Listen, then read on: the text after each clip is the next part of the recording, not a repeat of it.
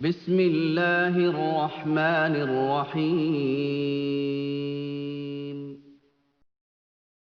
السلام علیکم ورحمۃ اللہ وبرکاتہ۔ آج کے اس ویڈیو میں دو مسئلہ سمجھنے کی کوشش کریں گے۔ پہلا مسئلہ ہوگا قربانی کے جانور کا دودھ استعمال کرنا کیسا ہے، جیسے کہ گائے، بھینس یا بکری خریدی اور اس کا دودھ استعمال کر لیا، اب کیا کرنا ہوگا۔ اسی طرح دوسرا مسئلہ ہوگا کہ قربانی کا گوشت بیچنا کیسا ہے۔ تو آئیے پہلے سوال کا جواب سنتے ہیں۔ ناظرین، قربانی کے جانور کو کچھ دن پہلے سے پالنا، مانوس کرنا اور پھر قربانی کرنا یہ زیادہ افضل اور ثواب کا باعث ہے، لیکن اس کے باوجود قربانی کی نیت سے جانور خریدنے کے بعد اس سے کسی بھی طرح کا نفع اٹھانا درست نہیں ہے، یعنی نہ اس پر آپ سواری کر سکتے ہیں اور نہ اس کے بال کاٹے جا سکتے ہیں اور نہ ہی اس کا دودھ دہا جا سکتا ہے۔ پھر آپ کے دل میں یہ سوال پیدا ہوگا کہ گائے بھینس اگر دودھ دیتی ہے تو اس دودھ کا کیا ہوگا۔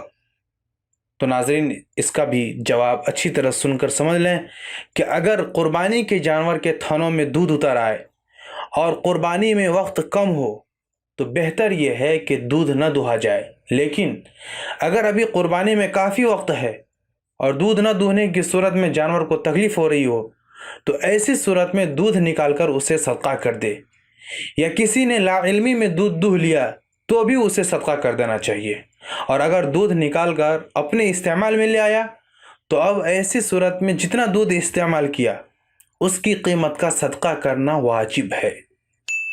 اس طرح دوسرا مسئلہ ہے کہ ایک شخص نے بکرے کی قربانی کی اور اس بکرے میں کچھ چربی نکلی، اس کا بچہ یا کوئی اس چربی کو چند روپے میں فروخت کرایا۔ اب سوال یہ ہے کہ اس چربی کی رقم کو اپنے پاس رکھنا جائز ہے یا ناجائز، یا اس رقم کو صدقہ کرنا ہوگا، اس رقم کی شرعی حیثیت کیا ہے۔ اور اسی سے ملتی جلتی دوسرا سوال یہ ہے کہ ایک شخص نے اپنے گھر میں قربانی کی اور قربانی کا گوشت اس کے پاس موجود ہے، اور اس کے پاس ایک ہوٹل بھی ہے جس میں روٹی سالن فروخت کرتا ہے۔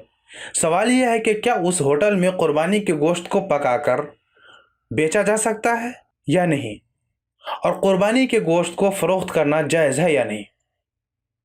تو ناظرین، اس سوال کا سیدھا سا اور آسان سا چھوٹا سا جواب یہ ہے کہ قربانی کا گوشت اور چربی یا اس طرح سے قربانی کے جانور کا چاہے پیر ہو یا سیر ہو یا کوئی بھی حصہ ہو، اس کو ہوٹل میں سالن بنا کر یا ویسے فروخت کرنا کسی بھی صورت میں درست نہیں ہے۔